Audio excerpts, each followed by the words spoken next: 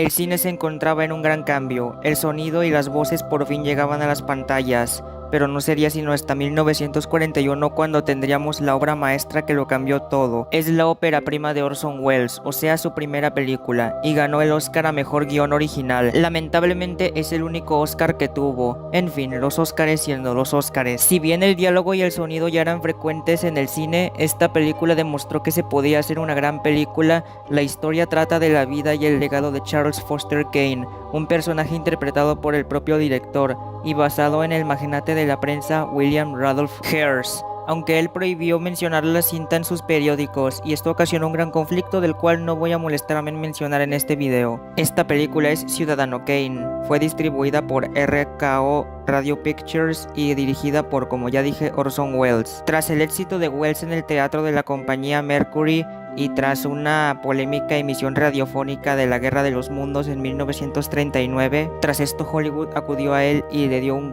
contrato con la compañía RKO Pictures para que desarrollara su propia película con su propio reparto y su propia historia, algo poco frecuente para un director novel, y se puso a desarrollar el guión junto con el escritor Herman Mankiewicz.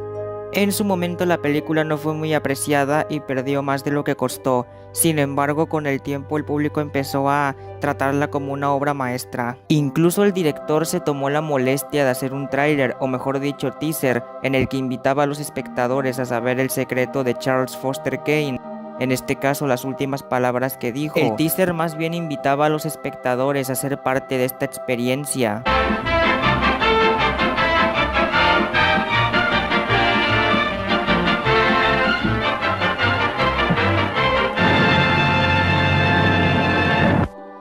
La película empieza en la oscuridad y cuando la pantalla se ilumina solo vemos un letrero que dice no pasar. La cámara va subiendo hasta que finalmente nos muestran la mansión. También nos enseñan sin ningún diálogo que el que sea que vive ahí es alguien tan importante como para tener su propia mansión, seguridad, etc.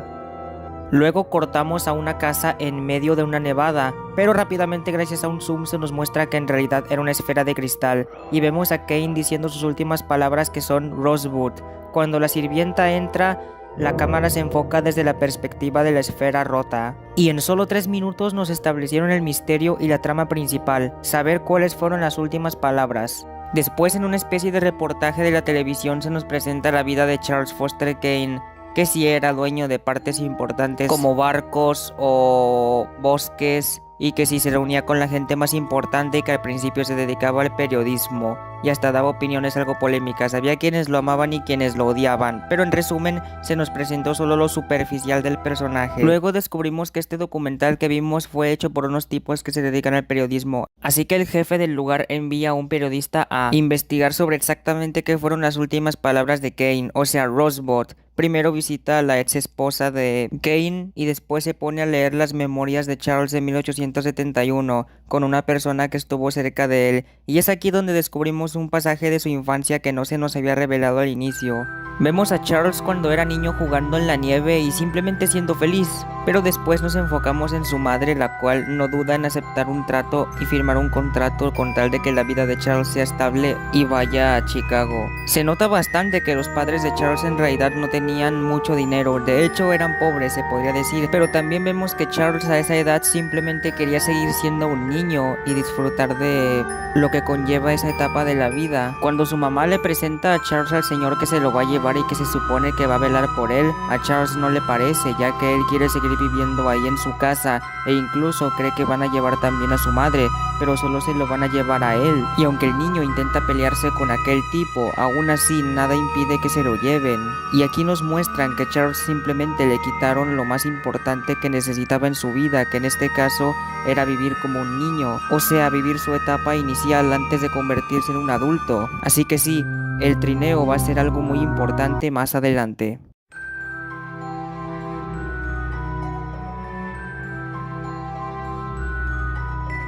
Después de esto nos enfocamos en su vida como adulto, uniéndose al mundo del periodismo, y vemos que Charles pues hace lo que quiere. En realidad no le importa si rompe las reglas del periodismo o si cambia algunas cosas.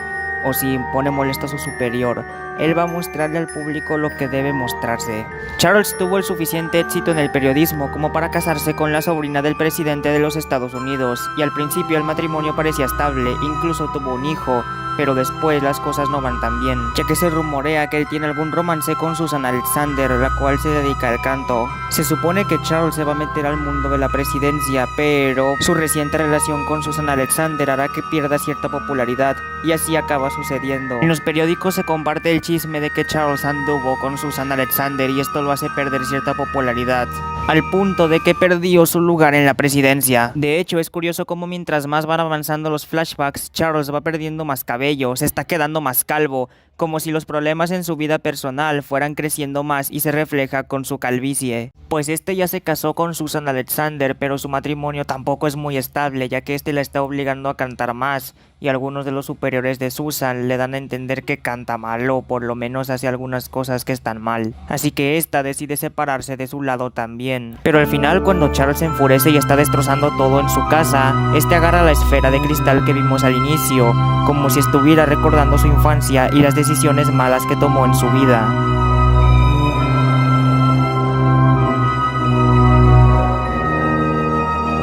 Perdonen por el spoiler, pero Rosewood en realidad era el trineo favorito de Charles cuando era niño. Al final de la película, el reportero no descubrió nada útil sobre las últimas palabras de Charles, y es probable que en el mundo ficticio de la película nadie lo descubra nunca. Las cosas que le pertenecían a Charles van a ser subastadas o algunas van a ser destruidas, y lo que va a ser destruido entre ellas es el trineo. En toda la película nos hacían creer que Rosewood podría haber sido alguna novia, el primer amor que tuvo o algo importante que le ocurrió en su vida, pero no, Rosewood en realidad era el nombre de un trineo de una compañía barata, pero no era solo un trineo barato, era el objeto que significaba la infancia de Charles, aquella que perdió gracias a que se metió en todo un mundo en el que él no quería pertenecer, cuando él no quería separarse de sus padres. Durante la película se le critica el hecho de que él quería tener todo, quiere que las personas lo amen y todo eso, pero en parte se puede decir que usa a las personas como si fueran sus juguetes, sí, juguetes, como una forma de satisfacer la infancia que nunca tuvo, y al decir sus últimas palabras, se da cuenta de que ya es demasiado tarde para volver a su infancia. Sé que actualmente no es la gran cosa desde nuestro punto de vista, pero en aquella época significaba,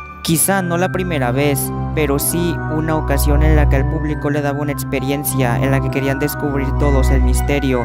Y ahora que por fin nos lo han revelado, es hasta triste ver cómo el trineo se está quemando, pues significa que nadie nunca va a saber qué fueron exactamente las últimas palabras de Charles, y probablemente nunca lo sepan. En el mundo ficticio de la película probablemente nunca supieron que Charles ante todo es humano.